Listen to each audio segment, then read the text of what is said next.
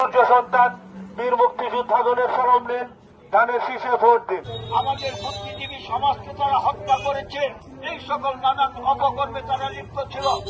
এই জামাত শিবির আজকে বাংলাদেশে রাজনৈতিক সুবিধাকে আবার বাঁকাছড়া দিয়ে উঠেছে এবং রাজনেতাদের স্বার্থে তারা ধর্মকে হাতিয়ার হিসেবে ব্যবহার করে নানান মুসলমান ভাইদেরকে বিভ্রান্ত করেছে, বিভ্রান্ত পথে নিয়ে যাচ্ছে।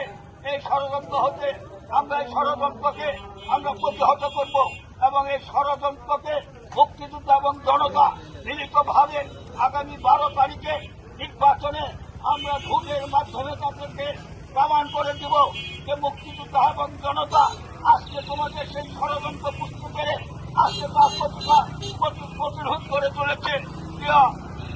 প্রিয় পৌরবাসী এবং দুর্গাপুর উপজেলা সমস্ত স্তরের মানুষের কাছে মুক্তিযোদ্ধাদের দাবি ৭১-এর জন্য আমরা স্বাধীনতা অর্জন করেছি, সেই স্বাধীনতাকে তারা বিপন্ন করার জন্য, নষ্ট করার জন্য এখনো ষড়যন্ত্র লিপ্ত। প্রিয় ভাই ও বোনেরা, আপনারা সম্মিলিতভাবে আমাদের জিয়াউর রহমান আমাদের দুর্গাপুর কলমাকান্দা নেত্রকোনা ১ আসনের বাংলাদেশ জাতীয়তাবাদী দলের মনোনীত সংসদ সদস্য প্রার্থী ব্যারিস্টার কায়সার কামাল মহোদয়ের নির্বাচন উপলক্ষে আমরা দুর্গাপুর থানার সমস্ত মুক্তিযোদ্ধা এবং মুক্তিযোদ্ধা সন্তান কমান্ড এবং প্রজন্ম আমরা সবাই আজ কায়সার কামাল সাহেবের নির্বাচনী প্রচারণায় আমরা উপস্থিত হয়ে এলাকার জনসাধারণ, সর্বস্তরের সাধারণ, হিন্দু, মুসলিম, বৌদ্ধ, খ্রিস্টান সবার কাছে আমাদের আকুল আবেদন, আমাদের স্বাধীনতা আনতে গিয়ে আমাদের মুক্তিযোদ্ধারা অনেক লাঞ্ছিত শহীদ হয়েছেন। আজকে আমাদের আসন্ন নির্বাচনে আগামী 12 তারিখ যে নির্বাচন হতে যাচ্ছে, আমাদের মুক্তিযোদ্ধাদের পক্ষ থেকে আপনাদের কাছে আসছি। আমরা স্বাধীনতার পক্ষের দল।